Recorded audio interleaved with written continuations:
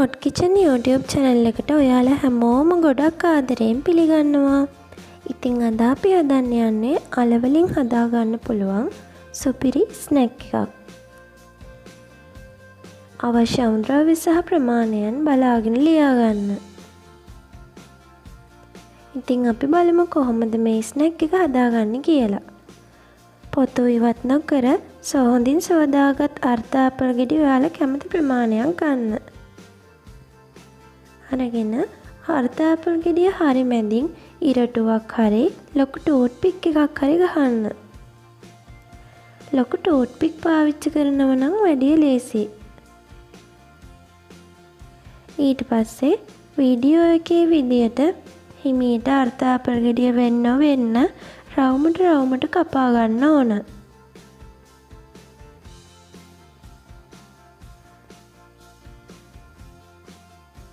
මේ විදිහට අර්ධ අපල් ගෙඩිය කපා ගනිද්දී වෙන්න කපා ගන්න ඕන.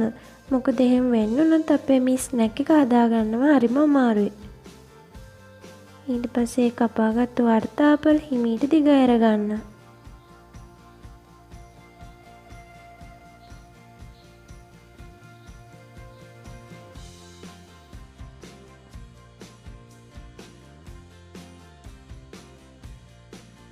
දැන් අර්ධ අපල් ගෙඩි විනාඩි 10ක් විතර වතුර පොඟව ගන්න.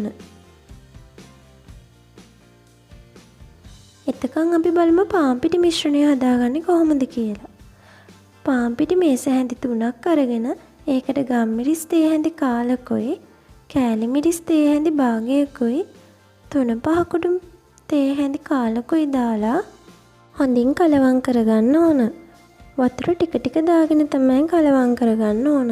මොකද අපිට හදාගන්න ඕන ගොඩක් උකු බැටර් එකක්.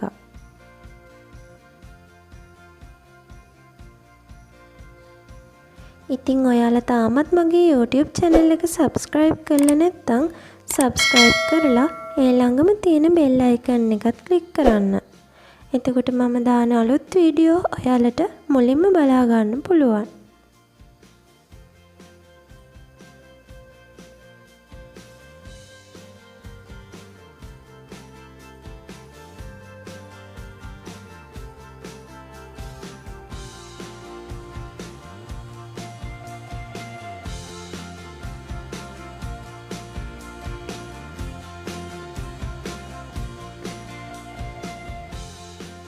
දැන් අපේ බැටර් එක හදාගෙන ඉවරයි. දැන් විනාඩි 10ක් වතුර පොඟව ගත්තු අර්ධ අපල් මේ බැටර් එක උඩින් තියලා හැන්දක් පාවිච්චි කරලා බැටර් එක අර්ධ අපල් එකට දාගන්න. අර්ධ අපල් එක හොඳින් කරකවමින් වටේටම දාගන්න ඕන මේ බැටර් එක.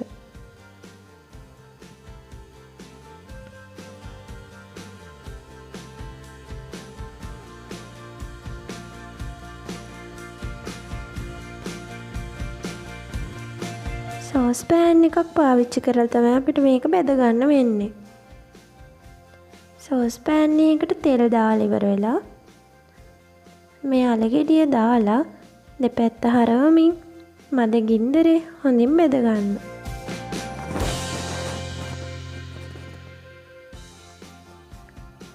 මේක හරිම රස ස්නැක් එකක්.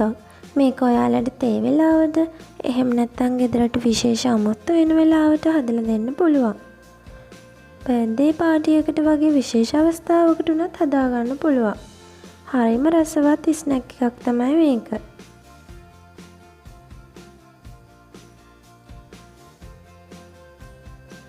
ගෑරිප්පුවක් පාවිච්චි කරලා අල ගෙඩිය හොඳින් බෙද ගන්න.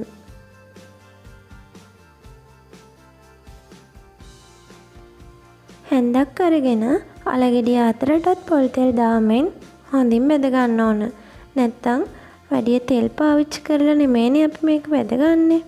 එතකොට අල ගෙඩියේ මැද තැම්බෙන්නේ නැති වෙනවා. ඒ නිසා වටේට කරකවමින් හැන්දකින් තෙල් ඇතුළටත් දාන්න.